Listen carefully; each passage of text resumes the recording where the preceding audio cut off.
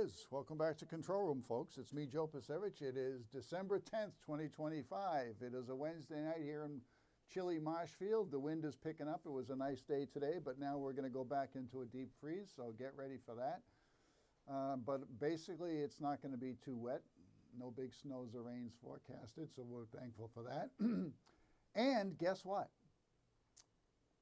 Yesterday, I believe, was the earliest sunset of the year. So from now on, the sunsets are actually going to be getting later in the day. Hooray, we've reached another milestone. As you know, in Control Room, we always commemorate the winter solstice, December 21st, shortest day of the year. That's to give encouragement to all you people like me who suffer from seasonally affected disorder, or SADS, okay? So the days are going to be getting longer starting December 21st, but the sunsets are now later and later each day. The sunrises are still getting later and later, and that doesn't flip around until January 5th or 6th, I believe. So anyway, that's just a little sign of, a little message of hopefulness for you. A lot going on. There is so many things going on, and I've got multiple clips I want to play to inform and educate you tonight. The breaking news we have for you tonight, December 10th, is that the Select Board has just decided to not hire anybody for the position of town administrator based on the contingent of candidates that were reviewed by the Citizens Town Administrator Search Committee and based on the two finalists that were recommended to the Select Board by the Search Committee. There was a man who currently lives in Arkansas and a woman from Middleborough that were the finalists, and they were interviewed by the Select Board last week, and neither of them is going to get the job. The Select Board unanimously basically said, we really didn't have enough of a choice. The backgrounds of those two candidates, we think we can do better, basically is what they said. Now, they at the same time, I was really curious to hear why Eric Kelley and Trish Simpson were saying that there didn't seem to be enough citizen or public input. Eric, you have my phone number. Trish, you have my phone number. Steve, you can get a hold of me one way or another. But I don't know what citizens were contacted or spoken with, because I wasn't contacted, and I'm being honest. And then at the same time, Steve Darcy is saying that he thinks that Mr. Morin, Peter Morin, and Mr. Sumner, the current acting interim town administrator, according to Steve Darcy, the way he put it, they should be empowered to be involved with the new town administrator search process. They should be empowered? What does that mean? That they should do it? But Trish and Eric are saying we need more public input. Hello? Something's not matching up here, okay? And yes, there should be more public input, absolutely, all right?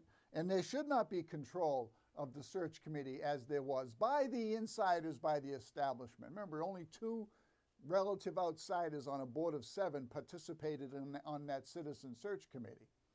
But now that search committee, I believe, is dissolved, and now we're going to wait to hear what the next approach is going to be. So we don't know how that's going to go yet. But that's the latest breaking news. The other big thing happening, and we'll get to it a little bit later on, is that the town of Hanover voted Monday night in a very short, a special town meeting that I think took all of like 28 minutes from start to finish, including introductions and the discussion of rules, etc.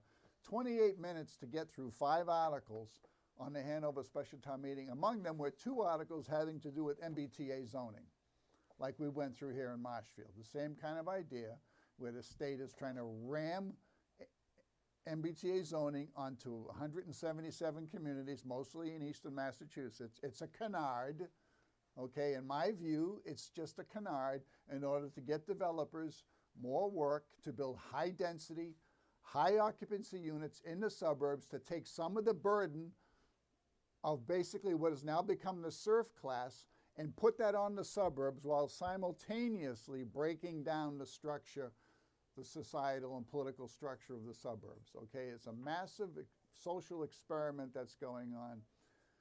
When you put all the low-paid workers out into the suburbs, and the cities don't have to provide the service for them or take care of their children in the school system. But you then get the benefit of all the low-paid workers commuting into the city during the day or during whatever shift. It's very insidious in my view, and it needs to be looked at very carefully. MBTA zoning is not about providing affordable housing or increasing housing stock in general. There's a lot more to it. This is a system, affordable housing and people providing for their families and building generational wealth. This is a systemic problem that needs a much closer look. MBTA zoning is not the one-size-fits-all for all the communities in this part of Massachusetts or anywhere in Massachusetts. Well, we'll get more into that. What I want to start out right now with terms of clips is to talk about what's happening in Brant Rock, which is also breaking news. Yesterday, the Zoning Board of Appeals heard the beginning of presentations on the redevelopment of basically the west side of the Esplanade down in Brant Rock. There is a family known as the Drosopolis family. They run the Venus restaurant. They run the Hop restaurant. They apparently have acquired, I don't know what the name of the entity is that actually owns the property, but they've acquired that vacant area, and they've acquired next to those establishments, they've acquired the former Arthur and Pat's restaurant location, and now they have presented for the first time last night a plan for what is really a huge building. The overview is that they're going to tear down the Hop, they're going to tear down all the other buildings in that area, you know, the fish market, the ice cream shop, buildings that go back 100 years, and they're just going to build one large continuous facade of 3.5, effectively 4-story buildings along that entire side of the Brant Rock Esplanade. That was presented. Now there's a lot of history to that. Brant Rock was voted, an overlay district was voted for Brant Rock called the Brant Rock Overlay District, which would allow mixed developments to occur. In other words, buildings containing commercial retail establishments on the first floor, and then residential provisions or apartments, etc., on the second and third floors. Okay, there's a lot of background to that. I think we first voted it in 2021. Let's go through some clips that'll help give you a little bit of background on how the Brant Rock Overlay District came about and also what some of the issues were. And one of the main issues is what to do when it floods. That entire area floods during heavy storms, especially nor'easters, not just because there's like rain and snow coming down and just like kind of puddling in that specific area. No, you have splash over coming over the seawalls and running down Ocean Street from the north and the south, collecting into what is basically a basin in the middle or the south end of the Brant Rock Esplanade. So like, for example, last night when the engineers and the lawyer for the Drosopolis people, the proponent, I should say, for this development, were talking about doing runoff calculations, it occurred to me in my head, what are they talking about runoff calculations for? There is no runoff calculation to be done for the specific property where the new building is being proposed. You've got multiple inputs of water from all sides, basically, that fill into this basin and just lift it up. So, what's one of the main concerns? What happens when that area is under 2, 3, 4, 5 feet of water, and you've got people living there? What if they have to get out? What if there's an emergency that requires them to evacuate? What if there's an emergency requiring some services to get into those residents or those businesses? What do you do? Well, one of the things that was addressed, part of the issue, was to provide for elevated parking. So at least the automobiles for all the dozens and dozens of residences there those residents would then have a place to put their vehicles instead of having to take their car and relocate them up to, say, someplace like the parking lot at St. Anne's further down on Ocean Street, so they could keep their cars close by. So when the waters recede, you get in your car and you drive away. So it's always been a debate, an issue of debate. Well, what kind of parking? And also, there's going to be so many parking spaces required for the number of potential residential and business units. You've got to provide spaces for all those people. And our zoning bylaws require a minimum number of spaces for so many bedrooms and for so many seats in a restaurant, for example. But they want they want a variance. The developers, the proponents don't want to have to obey the minimum space requirements for businesses. And in some parts of the world, like in Boston, Cambridge, Somerville right now, they're basically doing away with minimum parking requirements. You see, this is all part of the new 15-minute city concept where you're not supposed to own a car. You're not supposed to have a natural gas fired stove. You're not supposed to be driving a car creating emissions, et cetera, et cetera. Anyway, so there's some background to this. So let's see what we can do to find out a little more about the background of this. And we're going to go way, way back, and we're going to hear from May 2014, Madeline McDonald. Madeline McDonald, rest her soul, a real fixture, a real force in this town. Rest her soul. She's been gone now for a few years. Is it 3 years now? Or am I thinking of Rusty? Let's hear what Madeline McDonald's input on this particular issue. I have a couple of questions. The more I've listened, the more I'm hearing we're talking about a specific building. And I go through Brant Rock Center many times during the week, and I seen only maybe one parcel of land. Are we changing our bylaw? Has our planning board spent all this time and all this time here tonight in changing a bylaw, a zoning bylaw that requires 2/3 vote, to satisfy one parcel of land? Or does the planning board foresee knocking down buildings and building new 50-foot buildings to accommodate the bylaw? Mr. Baird. What the planning board envisions is essentially an opportunity. We're not making a change to the current B4 zoning bylaw. We're adding in the possibility of someone seeking a special permit to build a mixed-use building.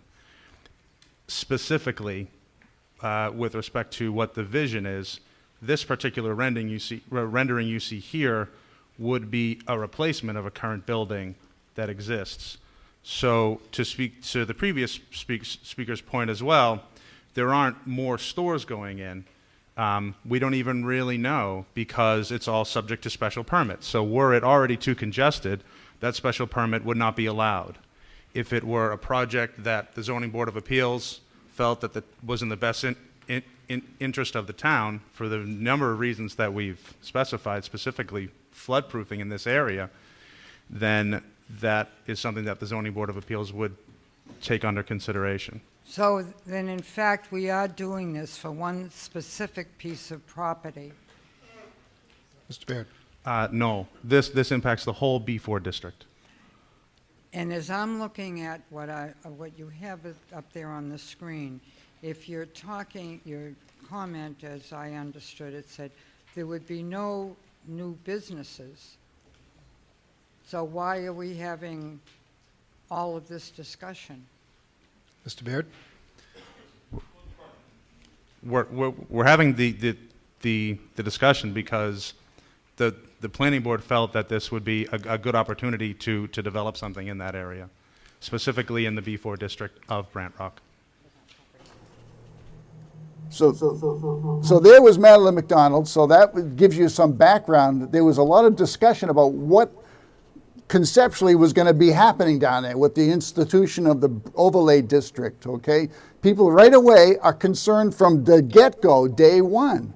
We want whatever's going to be built there to be appropriate and to be fitting the character for Marshfield. Here's Nick Drosopoulos following Madeline McDonald in her comments. Thank you, Mr. Moderator. Nick Drosopoulos, Chandler Drive, 269 Ocean Street, 277 Ocean Street.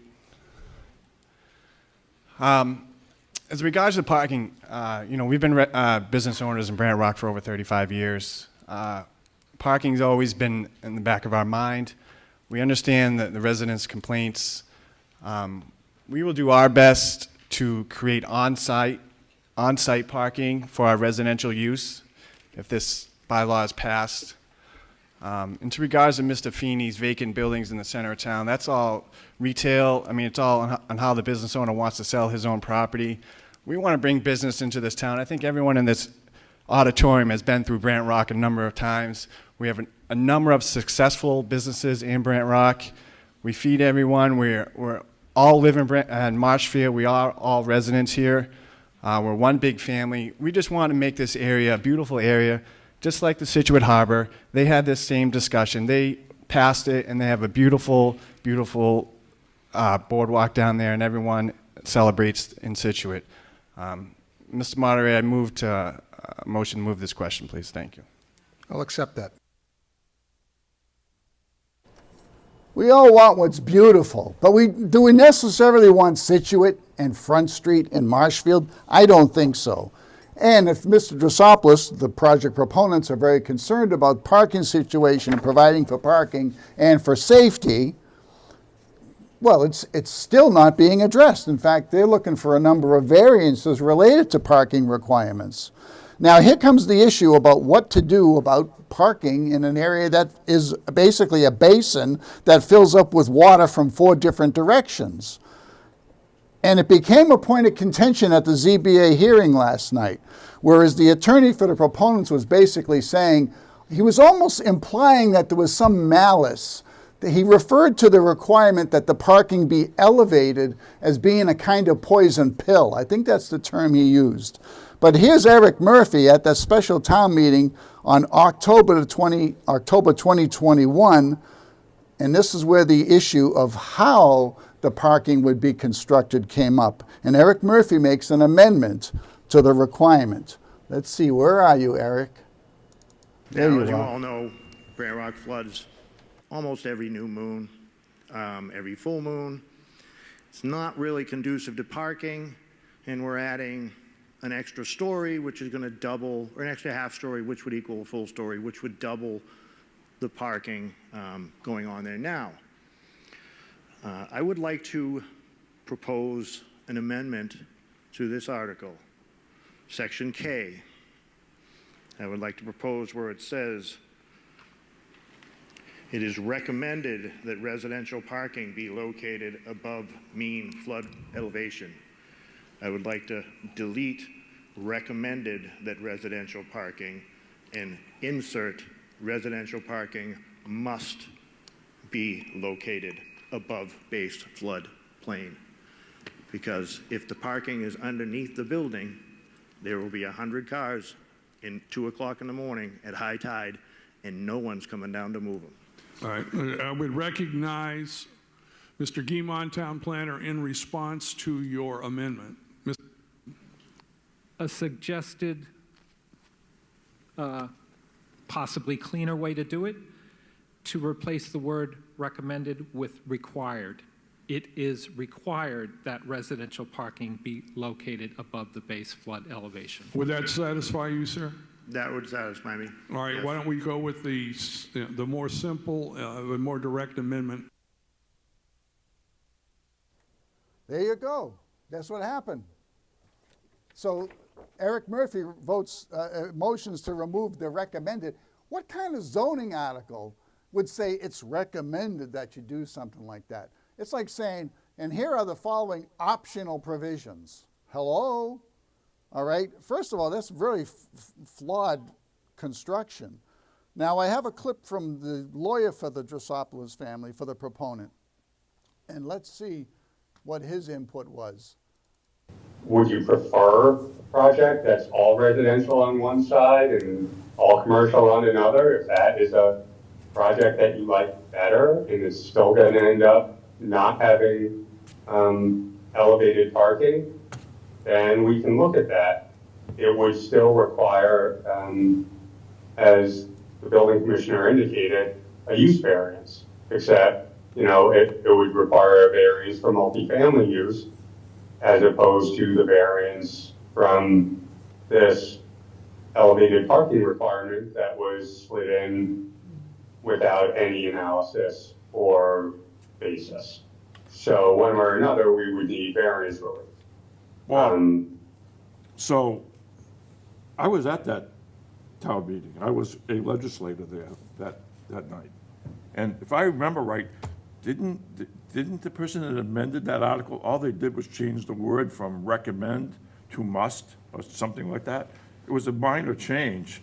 The article was written so It's not minor from my client's standpoint. Okay, I'm not talking to you, okay, so I'm talking to the town's lawyer. So if I remember right, we did a lot of work on that article, and it was recommended that you had parking above grade, and the only change was that it guaranteed it. So people knew what we were doing. We wanted to have parking above grade, but we just changed the word from recommended to must have, if I recall. Is that right, Bob? I believe it was very similar to that, but I know that the moderator did determine that the proposed amendment was within the scope.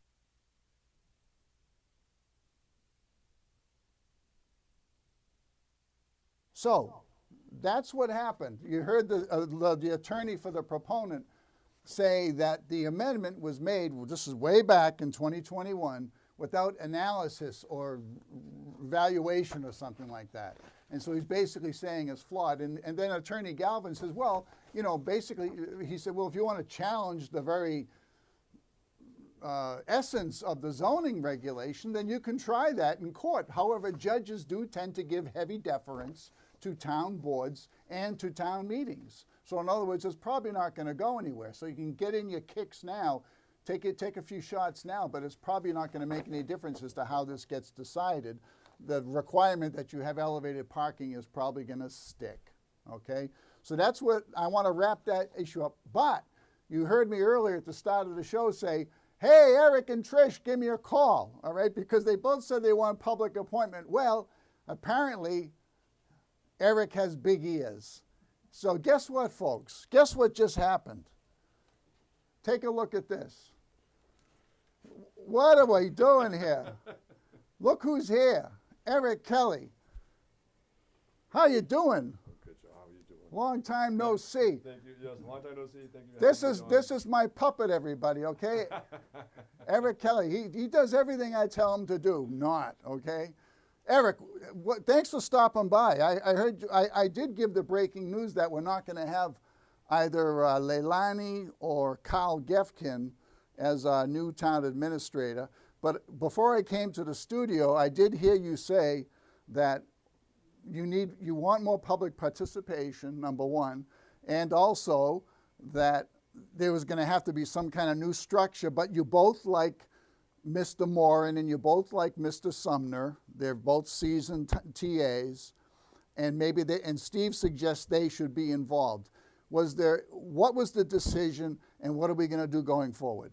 There hasn't been, those are mere suggestions at this point, Joe. The way Suggestions as to how to do the process. Yeah, so the only thing is that we haven't, everybody put their thoughts forward in regards to when we should do this, and there doesn't seem to be any rush at the moment. And Steve had his thoughts on how this process should go in the future. Trish put her thoughts on how the process should go in the future. So at some point down the road, we will have to take this up and get the ball moving on again. But if you want, I know you and I in the past talked about Peter Moran. Peter Moran's a good guy and all that and everything, but I can tell you this much. Charlie and I, great relationship. He's just been great as an interim town TA. Big help to me, communication-wise, all that. And when that time comes for him to go, and I hope it's not anytime soon, his shoes will be hard to fill, and I will miss him, without a doubt, the way things are going right now. So how long is Charlie, and how long is Charlie still available? And will Peter come back? Because I heard Peter stopped working for the town of Marshfield on November 3rd or 4th because he had kind of reached an income ceiling that he couldn't be making more than a certain amount without jeopardizing his pension. Correct. But if Peter Moran comes back to help out in 2026, then he's got some flexibility. To my understanding, the clock has already started over for him. So he would have that ability to come back in 2026. Okay. The same with Charlie, I would imagine. Charlie has told me he's got to take some time off sometime towards the middle of January through February. But he says he still wants to be, even when he's away, he won't be acting as a TA, but the whole thing is that he will still have his hand, especially with the budget and everything else like that. And then potentially Peter could come back and then help facilitate the in-house process and everything. Well, that's a critical time as the budget is being formulated in January. Yeah, so this Monday, I suggest everybody tune into the select board meeting to hear what Charlie Sumner and Meg LeMay will have to say about going forward next year's budget, but the future years as well. We are, in my opinion, we are at a critical point in our town right now. So. Well, we have an override vote coming up January 10th for the school roof. Yeah, yep. And then we have to discuss in formulating the budget how we're going to meet the South Shore vocational tech expenses. Yep. Wow. So yeah, well, you don't want to have an empty house. Well, let's put it this way. People still look at, we got, I think, just over $3 million in free cash. But the whole thing is that, okay, yeah, we have that, but let's not forget, winter's just at our doorstep, so we don't know what we're going to get for winter. If we get a bad winter, you could easily shoot through $1 million or $2 million or more. Oh, without a doubt, right, without a right. doubt. So the whole thing is that, just because we have it now doesn't mean we're going to have it at the end of winter. Right. So everybody needs to be wary of that. I can tell everybody that I've been sitting down with Charlie, Meg LeMay, in regards to the budget. They're going to have more information for the public going forward come Monday, but hopefully we'll be sitting down with all the departments. We just hired a new treasurer collector. You just hired a treasurer tonight, folks. Yes. And she's going to start January 16th. She has plenty of experience, and she's looking to when I think she needs at least a month notice. So sometime in January she'll be starting with us, and we worked out all the details with her, and she'll be an asset to the financial team and an asset to the administration going forward, I believe. And hopefully there won't be any magic wand in my opinion right now, but the whole thing is that I think we're starting to get all the pieces together in regards to the operations of the town, and hopefully things will come to fruition in the next couple of years in regards to getting the town out of the hole that it may very well potentially be in. So you're comfortable that we're going to have Peter Moran and Mr. Sumner's help for a while, but in the meantime, what are we looking at for a new town administrator? Are they going to come on board sometime in the winter? Is that the hope, or the way you said, tune in next Monday, right? Monday won't be discussing it. Oh, okay. Monday will be the agenda items, but also the presentation of I would look at as a preliminary budget for next year and all that. Right. And I think they've done a couple of years outlook as well and what we could be looking at. So I don't anticipate any discussion at the moment in the near future in regards to what we're going to do about a town administrator position at the moment. If you, like you said earlier, 2026, as far as I know, we'll start the clock over for Peter and Charlie. So the whole thing is that I think if we use both of them in conjunction, but limited, so they don't spend all their hours and everything like that, or the salary, will they get to the limit too early? I think that could work out for us in the long run and everything. So now you did dissolve the search committee. That was absolutely that. So you will get access to some of the minutes now, because we really don't know the inner workings. We do know that they got a group of candidates put forward by the Collins Center, We do know that all Yeah, you've you won't got get to- the, you won't get the names of those candidates. No, we don't want the names. Right. But I'm wondering about the numbers because it seems to me that one of the key components of a search is having a pool to choose from. Yep. And you only got 2 finalists to interview. Well, I mean, if you listen to tonight's select board meeting, Steve brought up a couple points that I chimed in on afterwards, and Steve's like, you know, maybe the temperature, the way things are going in town. I go, well, I told Steve, I go, well, yeah, let's put it this way. When this whole search process was going on, what was going on? You had people bashing me on public comment every week, Right. Right? Then you had the recall Eric thing going on, right? So, and then all those other factors. So if you were somebody that wanted to work in town, you're looking at online all that. Say, I don't want any part of that town, you know. You're looking at an angry police chief and a mob of people swearing and yelling at you. You're looking at impeachments. You're looking at, you know, all, the challenges of the new school district, South Chilvotech. Yeah, there's a lot going on. But you know what? I have to say this though, that you want somebody that has sort of been in the political environment before. Yeah. You don't want somebody who's like a bean counter working for some, I don't know, department store or something like that. Listen, I think if you look at it that way, I think Mr. Gefkin would be that person, you know. But the whole thing is that he's like I said tonight, my thoughts that I read to everybody was that he's too big city. In my opinion, I think he's the right fit for a city that's got some issues. But the whole thing is that he's one of those smart city people that wants dense housing and all that and everything. And I just think he's, in that aspect, he's the wrong fit for Marshfield. I mean, I think a lot of us, with you and me, Joe, want to keep Marshfield as a small town feel as much as possible. And Mr. Gefkin came off as the only way to solve the budget is build, build, build. And like I said in my beginning speech, I think it goes beyond the TA in those thoughts. I think it comes down to the legislature and the executive branch of the state that I said that they all need to be replaced. And the other thing is that we got so many laws in the book that, in my experience, in a short time as a select board member, but as a chair, that we have laws in the book that really hamper the ability of the town to operate in regards to making decisions that we need to, especially financially, but you have state laws that really hamper your ability and do that. And I think that's something, those are laws that need, a lot of those laws I think need to be reviewed and either reconstructed or eliminated, in my opinion. And we're not going to go anywhere without an educated populace, educated citizens. And the issue came up when you were interviewing the candidate for treasurer. You know, what would you do to, like, create accessibility or accountability? I think Trish asked that question. And I was like yelling at the screen, telling this woman, just say that you're going to put everything online.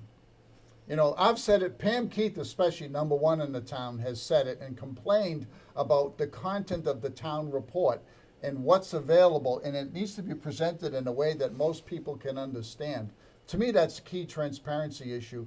It's key with the administrator, and it's key with the treasurer. Yeah, I don't understand what the issue would be to put everything online. You know, let's put it this way. Don't expect anything overnight. Let Melissa get a feel for everything and all that, and give us some time to do her job and all that. And then we'll see how it goes from there. It's, you know, I would say at least give her a year to get everything going and all that and everything, you know. Right. So I look at as much as things have been you could say, as a negative to a degree over some time. I think with the addition of Melissa, that we're moving in the positive direction. Meg LeMay is just phenomenal as a town accountant.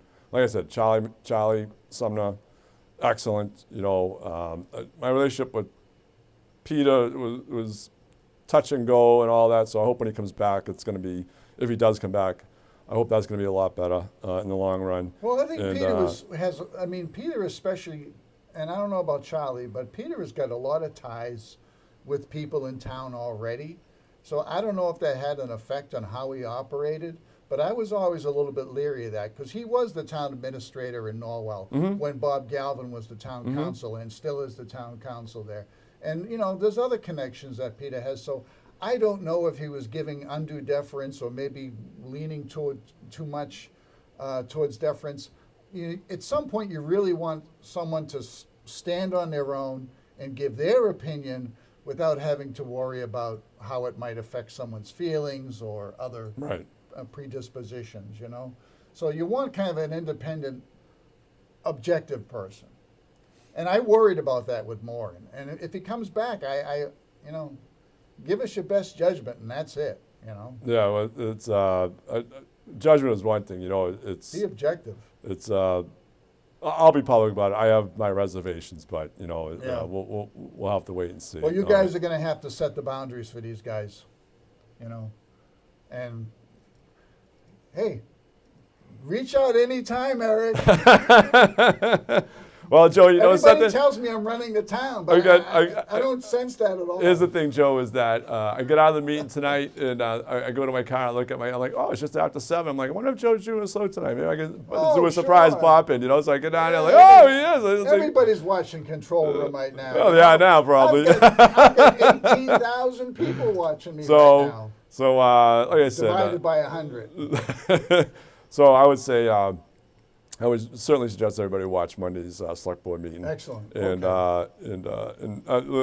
I have, it may not be immediate, but I do have high hopes in regards to where the town goes. Maybe not now, but in the future. I think we got solid people around us, and Yeah. I think even though Steve's going to be out the door in May, whenever the spring election is, depending on who gets elected then, but I think between Steve, Trish, and I, working probably be behind the scenes, because you can't work together behind the scenes, but Well, the three of you seem to be getting along okay right yeah, now. so the only thing is that I think as long as we throw our input in and all that and what we want to do, I think we're going to be all right in the long run, you know, so. Okay, so silent night, holy night, all is calm, all is right, okay? Yeah. Everybody go back to sleep. It's No, have a nice Christmas. It's I would say I just hope there's everything is settled now and we're not going to have any unexpected things happen in the spring. You know? All right, hopefully we're in a little bit of a lull right now. Yeah, exactly. But everybody in the behind the scenes will be working diligently right now to get the budget ready for next year. Look, I've been meeting with Charlie a couple of times a week on the phone with him, all that. So we've been doing our best. I think I know Trish is in there a couple of times a week, anyways, for her meeting with the residents and all that. So I'm sure she's talking to Charlie, and I would imagine Steve is probably, if he's not in there, he's probably in communication with. She had hours on Monday. I don't see any more office hours for her posted yet for the rest of December. Maybe that's a hint. Maybe she can come in a couple more times before Christmas. We'll see. So it's but other than that, Joe, anything else to ask me? No. There's 100 things to ask you, Eric, but I just can't do it right No, now. I got you. All right, maybe we can line up another time for me to come on. But all right. I just want to say a Merry Christmas to you and Merry Christmas to everybody out there, and have a Happy New Year, and let's keep our heads up. Okay. Stay positive. All right. If we can. Well, take care of the family. Well, take care of the kids and the whole thing, and hopefully we won't get bombed with too much snow. over the winter, yeah, we can only hope for that. So, but I heard there might be a storm coming Sunday. We'll see. Yes. Okay. Thanks again, All right, Eric. everybody. Thank you. Take care of yourselves. Thanks Take again. care. Thank you, Joe. That's the service we provide for you There you here go. on Control Room. Eric Kelley popping in for an impromptu update on what's happening. Thank you, Eric. That was very, very informative and very helpful to everybody. Thank you, and also thank you to our staff for helping manipulate the cameras and get them in to accommodate Eric's arrival. That was not staged. Now, the next thing I got to do is, in the time we have, I'm running short, is I got to bring you up to date on what's happening with MBTA zoning. And this is kind of a sad story, but it's also a very educational and a very important learning moment for us. As you know, Marshfield passed MBTA zoning at the special town meeting in October, and they kept pushing and pushing and pushing. And as I've said here, blame the planning board and your town planner. They did not have to bring that article back. They did not have to bring MBTA zoning back. We should have stayed out of compliance. But I can tell you at the same time, a lot of pressure is being put on Marshfield and other towns around us. There is, your tax dollars are helping to subsidize teams that go around to different towns and try to coach people in those towns to get to town meeting to vote to pass MBTA zoning. MBTA zoning is a canard. They want you to think, and they'll say, and I've said it on this show many times, if you have MBTA service in your town, then you must provide a place for people to live, whereas they can come out of their apartments and jump on a bus or a train and go to a job. Okay? Whether you're a porter or a custodian or an office worker or a CEO or whatever, they should be able to just get on a train without a car and go to a job someplace along that MBTA line. I don't know where. The MBTA system in Massachusetts is basically constructed around a hub, the hub, Boston. And then there's lines going out to all the different areas outside the city. There are very few like cross connections and radial lines that connect, say, Wellesley to Dedham, et cetera, like that. It's like you go to Boston, and then if you're in Marshfield and you want to go to Fitchburg, you got to go to Boston. You got to get off at South Station. You got to go to North Station, get on another train, and then go back out to Fitchburg. All right? It's not designed. It's designed for the way things used to be 100 years ago, basically. So it's a fallacy that MBTA zoning even has to exist or is going to make any impact to anything in terms of workforce, availability, accessibility, okay, and transportation. It's just a joke. It's a canard. They're using MBTA district, which is a bunch of towns around the city of Boston, as a way to try to mandate you to build hundreds or thousands of apartments in the suburbs primarily. Boston is exempt from MBTA zoning. That's all it is. It's just a canard. And they claim it's going to, we need 220 or 230,000 housing units by the year 2030, 5 years from now. And so far, MBTA zoning, even the state social engineers are claiming it has only produced 5,000 or 6,000 housing units in the pipeline right now. So they're trying to tell you pass MBTA zoning because don't worry, it's only zoning, nothing's going to get built. That's what they say out of one side of the mouth. Other side of the mouth, they say, we need 230,000 units now. That's not the way to do it. There's a lot of other ways to work with cities and towns, especially the cities, okay? I'm a housing commissioner. I see a need to preserve housing that's accessible, housing that creates a route for people to develop generational wealth, modest housing, okay? Eventually, towns like Marshfield are going to get built out. There's going to be very few buildable lots left. Do we want all McMansions being constructed on top of basically entry-level homes? No, we want to try to avoid that. That's going to require a lot of hard thinking and a lot of creativity.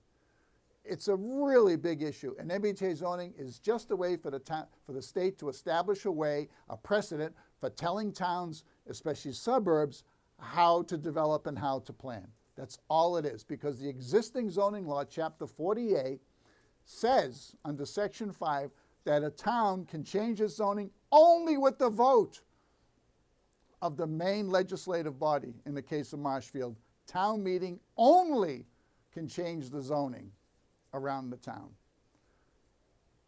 What am I missing? And then the state comes in and says, no, you have to set up zones. And you have to then vote on it at your town meeting. And you have to vote the right way. Doesn't make sense. And that's kind of one of the crux issues is in the lawsuit that the town of Marshfield has, which is now going before the state Supreme Court.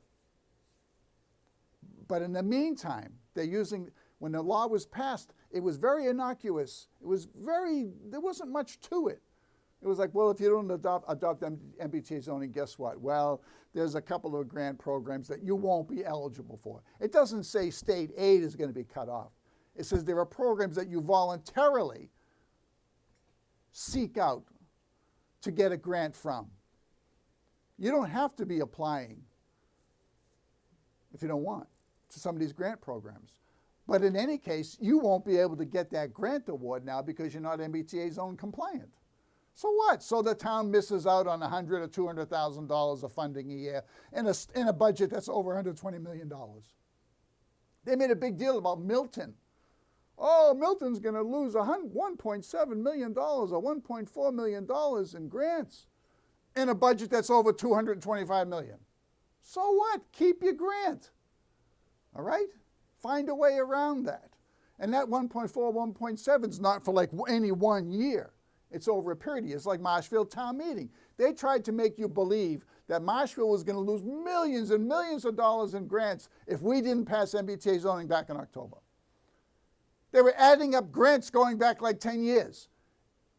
And a bunch of scared, frightened people who probably went to the meeting with the town planner, which was basically an unpublicized meeting, rally meeting, get out the vote meeting by the town planner. I would not be surprised if he read the guidance from the state subsidized work groups that were going around trying to get people to call your neighbor and get them to come and vote. We need this. It's for the people. It's for the poor people. It's for the children. All propaganda. I went to one of those meetings at the Stellwagen. Open bar. That's how committed they were to try to get people to come and listen to their propaganda bullshit. That's what it was. So Hanover had a vote on this the other night, and here's my point. The selling points, the scare tactics have now been refined because this is not about housing, this is not about fairness, this is not about a workforce, making it easier for a workforce to develop. This is about selling something, selling the precedent of state control over your town, over your zoning. And they've refined the scare tactics. Really, they've done really a fantastic job. You got to hand it to them, the propaganda artists. And I used to do propaganda, all right? I know how it works. They have refined the message. Listen how in the town of Hanover, they came up with the spiel to sell MBTA zoning Monday night in Hanover, at Hanover Special Town Meeting. Here we go, right here. Listen to this spiel given by the chairman of the Hanover Planning Board. All those in favor of the motion of the Planning Board will say aye. Aye. Opposed, nay. The motion carries and achieves majority. Article 2. Sorry, jumped ahead one. Massachusetts General Laws, MGL, Chapter 40A, Section 5 of the Zoning Act. The Hanover Planning Board held a public hearing on Monday, October 20th, 2025 at 7 p.m. in person and by Zoom in the second floor hearing room at Hanover Town Hall, 550 Hanover Street, Hanover, Mass. 02339. In January of 2021, our state legislature signed the MBTA Act into law. Although state agencies, city councils, planning boards, and zoning boards across the Commonwealth were becoming knowledgeable concerning the intricacies of the act, for the public, it was somewhat of an outlier in that it wasn't in the forefront of media attention. Of course, that all changed with the town of Milton. We first brought this article to town meeting in May of 2024 and asked that it be referred back to the planning board for further study. As with other towns across the Commonwealth, we were waiting for the court to render a decision on the Milton case, and as we learned, the court's ruling was not favorable. At town meeting in May of 2025, we once again presented this article and asked that it be referred back to the planning board for further study. As we awaited the court's ruling on our state auditor's determination that the MBT Act constituted an unfunded mandate. The court denied the claim of an unfunded mandate, noting that the act only mandates the creation of an overlay zone or zones. The act does not say that construction will happen.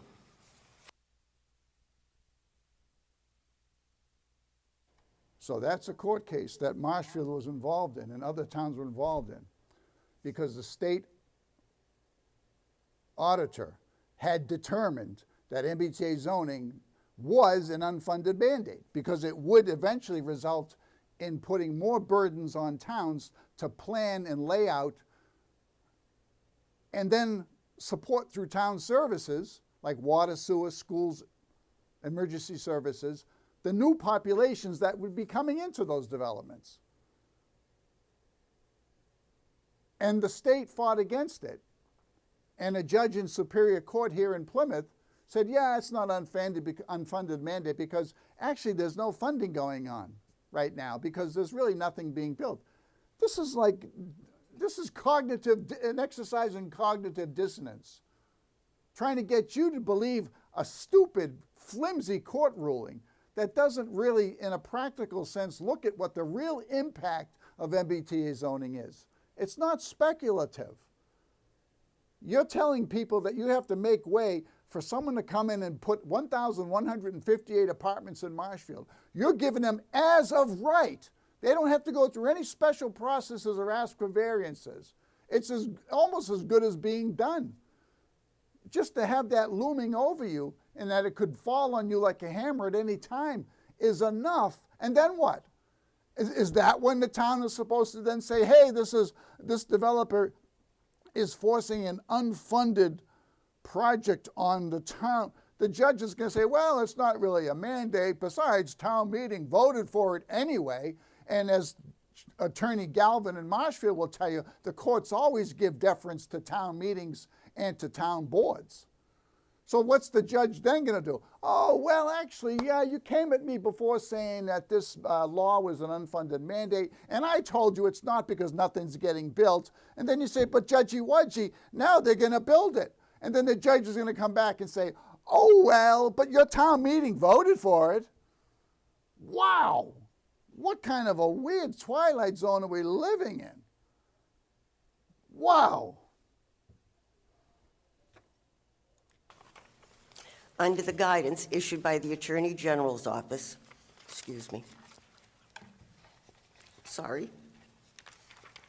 the Supreme Judicial Court has been steadfast in ruling that the MBTA Act is enforceable. If creating an MBTA Act compliant zone was optional, I doubt tonight's meeting would even be taking place. However, the MBTA Communities Act is not optional. It is a mandate requiring 177 communities to comply with the law.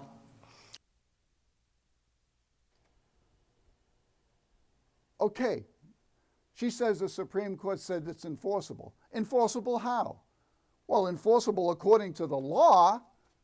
You don't get the grants. That's how it's enforceable. Those discretionary relatively small grants, there you go. The enforcement mechanism is that you don't get those. How else can it be possibly enforceable? The penalties are already prescribed in the law. How else it could possibly be enforceable? You know the old adage, you can't fight City Hall? Well, I think in this case that applies. This I really love. She says the old adage, remember, is you can't fight City Hall. Imagine an elected official telling the voters, you can't fight City Hall. The law says you have to vote on this. You can't fight City. Wait a minute. Do we live in a democracy? Who calls the shots? Are we being governed by dictates and what they call ukaz over in Eastern Europe where I used to work? Is that what we've come to? You can't fight City Hall, so don't you try, people. Don't you try fighting City Hall. That woman should be tried for treason. She should be removed from office. This is like such antithetical to everything American for an official to tell you, you can't fight the officials, and I'm one of them, and you better listen to me. That lady should be gone. Guidance issued by the Attorney General's office, communities that are not in compliance by January 1st, 2026, and as of today, we are not, those communities will face consequences which we believe will be detrimental to Hanover. First, the town will be in jeopardy of losing the ability to receive state grants. Second, the Attorney General has made it very clear that her office reserves the right to file suit against any community not in compliance with the Act. If this were to occur, the costs associated with the lawsuit would undermine any financial progress Hanover gained from the recent override. Third, there is a provision in the MBTA Community Act that references an entity called a special master. I want you to make sure you all heard that.